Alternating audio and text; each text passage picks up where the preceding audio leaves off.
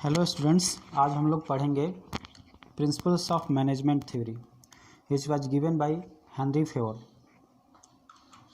So let us discuss. Henry Fayol, also known as father of general administrative theory, set forth the principles of management on the basis of his own experience in the mining company. So mining company में काम करते थे और उसमें जो experience उनको मिला उसके बेसिस पे उन्होंने जनरल एडमिनिस्ट्रेटिव थ्योरी दिया था. तो चलिए हम इसको उनके क्या क्या प्रिंसिपल्स थे इस पे हम नज़र डालते हैं. जो उनका फर्स्ट प्रिंसिपल था डिवीजन ऑफ वर्क, यानी कि काम को छोटे छोटे भागों में डिवाइड करना है ना. काम अलग अलग काम है, उसको अलग अलग डिवाइड करना है और डिवाइड करके फिर लोगों को देना है. तो फिर उसमें क्या होगा, जब काम को डिवाइड करेंगे तो लोग उसको जो इम्प्लाई होंगे अगेन एंड अगेन उसको बार बार दोहराएंगे उस काम को, है ना. देखिए किसी भी ऑर्गेनाइजेशन में या बिजनेस में कई तरह के काम होते हैं. तो अलग अलग तरह के कामों को जब हम अलग अलग डिवाइड करेंगे और अलग अलग लोगों से कराएंगे तो क्या होगा कि रिपीटेशन ऑफ वर्क, एक ही आदमी एक ही काम को कई बार करता है. इससे क्या होगा, वो आदमी स्पेशलिस्ट बन जाएगा. जब स्पेशलिस्ट बन जाएगा, कई बार काम करने के बाद जब स्पेशलिस्ट बन जाएगा तो वो अवॉइड वेस्टेज ऑफ टाइम, मतलब कि वो कम समय में उस काम को बड़े इफेक्टिवली और इफिशिएंटली कर पाएगा. तो दिस इज कॉल्ड कि क्या है कि एक वो डिवीजन ऑफ वर्क से क्या होगा, स्पेशलिस्ट बन जाएगा, अवॉइड वेस्टेज ऑफ टाइम. और उसके बाद में applied for both technical and managerial kind of work. और इन्होंने अलग अलग जो टेक्निकल काम है और मैनेजरियल काम है दोनों के लिए डिवीजन ऑफ वर्क की बात कही है हेनरी फेवल साहब ने. नेक्स्ट है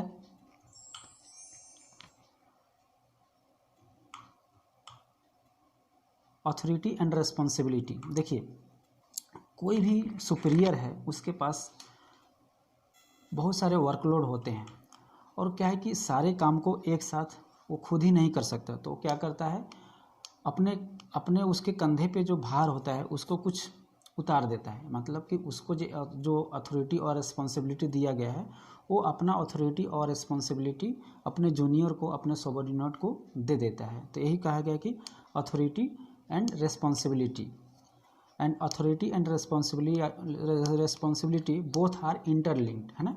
बोथ आर इंटरलिंक है. कैसे इंटरलिंक है मैं बताता हूँ आपको. जैसे एक सुपीरियर है, अगर वो अपने सबऑर्डिनेट को कुछ काम दिया, रिस्पॉन्सिबिलिटी दिया, तो उसके साथ में अथॉरिटी भी देगा. अगर आपको रिस्पॉन्सिबिलिटी मिला है तो उसके साथ में आपको अथॉरिटी भी मिलना चाहिए. जब तक अथॉरिटी नहीं मिलेगा आप उस रिस्पॉन्सिबिलिटी को नहीं कर सकते, उस काम को नहीं कर सकते, है ना. यानी कि अगर आपके पास अथॉरिटी है तो रिस्पॉन्सिबिलिटी भी है और रिस्पॉन्सिबिलिटी है तो अथॉरिटी होना ज़रूरी है. So both are correlated, both are interlinked.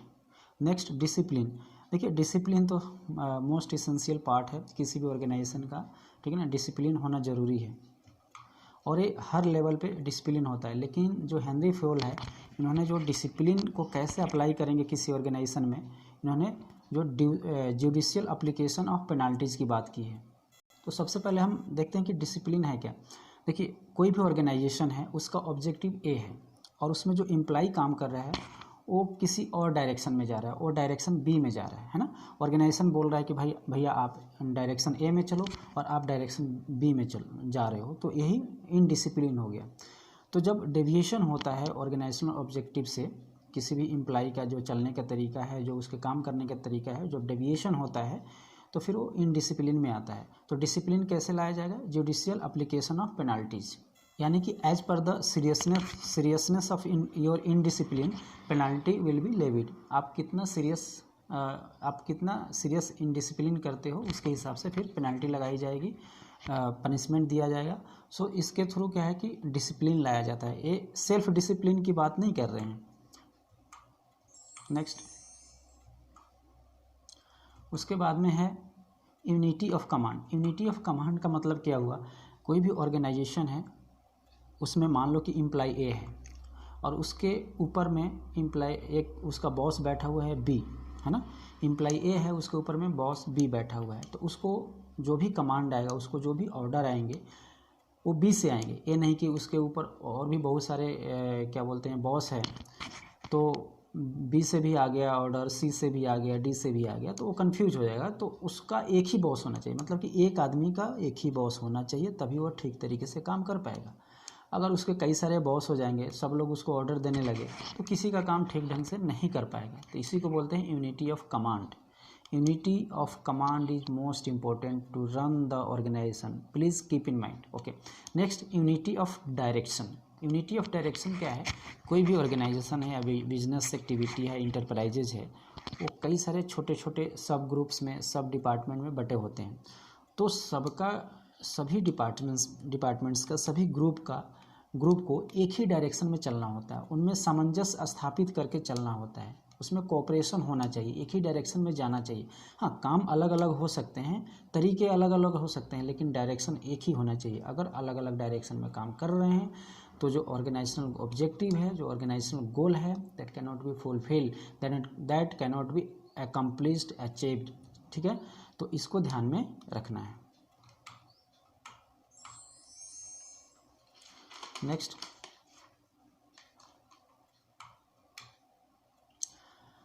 इसमें क्या बोल रहा है? Subordination of individual interest to group interest.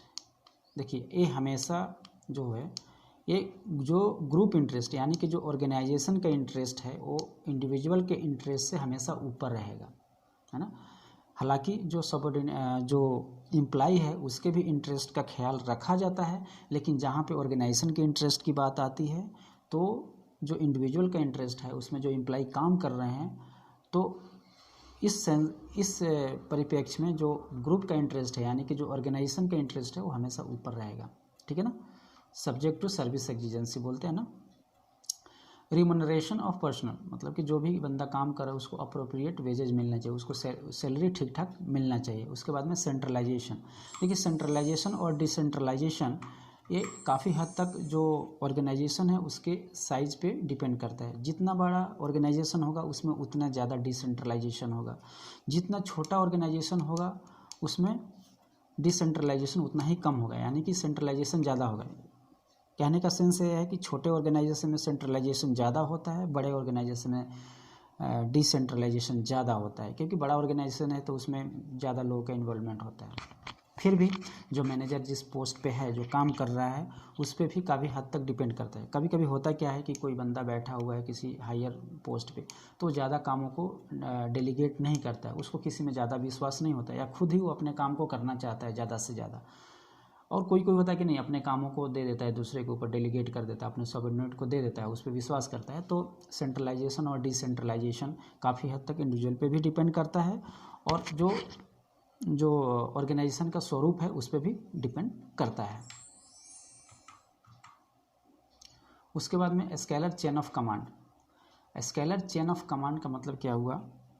जैसे कोई ऑर्गेनाइजेशन है, ठीक है ना, सबसे टॉप में बंदा ए बैठा हुआ है, उसके नीचे बी बैठा हुआ है, उसके नीचे सी है, उसके नीचे डी है। तो जो कम्युनिकेशन का फ्लो होगा, ए से अगर ए कम्युनिकेट करना चाहता है डी को, तो ए पहले क्या करेगा? बी को बताएगा, बी सी को बताएगा, सी डी को बताएगा। उसी तरह अगर डी को कम्युनिकेट करना है ए से, तो डी बताएगा पहले सी को, सी बी को बताएगा, बी ए को बताएगा। मतलब कि जो टॉप मैनेजमेंट है वो डायरेक्ट नीचे वाले एम्प्लॉय से कोई भी कम्युनिकेशन करना नहीं कर सकते। एक चेन है, एक चेन बना हुआ है, चेन के थ्रू जाना है, ऊपर से नीचे, नीचे से ऊपर, है ना, top to bottom, bottom to top. यहाँ पे ऑर्डर का मतलब हुआ कि जहाँ पे जो चीज़ें होना चाहिए वहाँ होना चाहिए, चाहे वो मटेरियल हो या मेन हो। मतलब कि यहाँ पे मेन का मतलब जो एम्प्लॉय है उसमें जो काम करने वाले हैं, किसको कहाँ पे काम करना है, कहाँ पे प्लेस करना है, वो इन ऑर्डर होना चाहिए। और मटेरियल भी वहाँ वो इन प्लेस होना चाहिए, इन ऑर्डर होना चाहिए। Material should be kept in order in place where it is necessary. उसके बाद men the personnel are selected scientifically and assign duties according to their qualification and ability. ये नहीं कि कुछ भी काम दे दो, है ना, as per there qualification and ability, और किस काम के लिए उसको भर्ती किया गया उस हिसाब से उसको काम करवाना चाहिए। उसके बाद में इक्विटी। इक्विटी का मतलब होता है जो मैनेजर होता है उसकी निगाह में, उसके अंडर में जो भी काम करते हैं उसकी नज़र में सब लोग बराबर होना चाहिए। वो प्रेजुडिस उसको नहीं रखना चाहिए, वो बायस, एक मैनेजर को बायस नहीं होना चाहिए। अगर वो सबको एक ही निगाह से देखेगा, सबको बराबरी का दर्जा देगा, सबको एक ही तरह से डील करेगा, तो उससे क्या होगा? उसके जो सबऑर्डिनेट होंगे ऑर्गेनाइजेशन के प्रति क्या होंगे? लॉयल होंगे, और इंटीग्रिटी उनमें आएगी। Stability of tenure, stability of tenure का मतलब हुआ कि जो बंदा उसमें काम कर रहा है ऑर्गेनाइजेशन में, उसको जॉब सिक्योरिटी की गारंटी होनी चाहिए। जब उसको पता चलेगा कि उसकी जॉब जो है वो सिक्योर है ना, उसको स्टेबिलिटी ऑफ टेन्योर इसी को बोलते हैं, उसका जॉब सिक्योर है, उसको कोई हटाने वाला नहीं है ना, या नहीं कि मतलब हायर एंड फायर कर दिया, तो अच्छे तरीके से अपना बेस्ट दे पाएगा ऑर्गेनाइजेशन के लिए, तो इसी को बोलते हैं स्टेबिलिटी ऑफ पर्सनल। उसके बाद में आते हैं इक्विटी। हालांकि हमने इक्विटी का पिछले अभी हमने चर्चा कर चुके हैं, ये स्लाइड रिपीट हो गया है। चलिए नेक्स्ट देखते हैं। नेक्स्ट है इनिशिएटिव। इसमें मैनेजर को क्या है, इनिशिएटिव लेना पड़ेगा, है ना। इनिशिएटिव का मतलब हुआ कि एक मैनेजर को कोई भी काम करवाना है तो अब अपने सबऑर्डिनेट से राय विचार करके वो काम करवाना चाहिए। यहाँ पे जो सबऑर्डिनेट्स के व्यूज़ हैं, सबऑर्डिनेट्स के ओपिनियन है, वो भी इम्पोर्टेंट रखता है ऑर्गेनाइजेशन के लिए, इसलिए मैनेजर को उनसे उनके ओपिनियंस को, उनके व्यूज़ को भी उनका ख्याल रखना चाहिए। और उस जो कम्युनिकेशन गैप होता है मैनेजर और सबऑर्डिनेट में, तो उस कम्युनिकेशन गैप को भी ख़त्म करना चाहिए और एक ऐसा माहौल बनाना चाहिए कि जो सबऑर्डिनेट्स है they feel free to come to the manager, come to their supervisor. तो इस तरह से ये इनिशिएटिव हुआ। उसके बाद में spirit the core. Spirit the core का मतलब है कि जो टीम स्पिरिट की भावना होनी चाहिए। जो भी लोग काम करते हैं किसी ऑर्गेनाइजेशन में, उनमें टीम स्पिरिट की भावना होनी चाहिए। कोई भी मिसअंडरस्टैंडिंग नहीं होना चाहिए। अगर कोई मिसअंडरस्टैंडिंग है तो उसको तुरंत के तुरंत है एज सुन एज पॉसिबल उसको ख़त्म करना चाहिए, नहीं तो वो बाद में क्या है ऑर्गेनाइजेशन के लिए काफ़ी घातक साबित हो सकता है। तो चलिए हमने आज इस वीडियो को ख़त्म किया। आप लोग क्या कीजिए, हमारे चैनल से जुड़े रहिए, इसको लाइक कीजिए, सब्सक्राइब कीजिए और इसी तरह हमारे चैनल को प्यार देते रहिए। Thanks for watching this video. Next time we will come with another video. Thank you very much.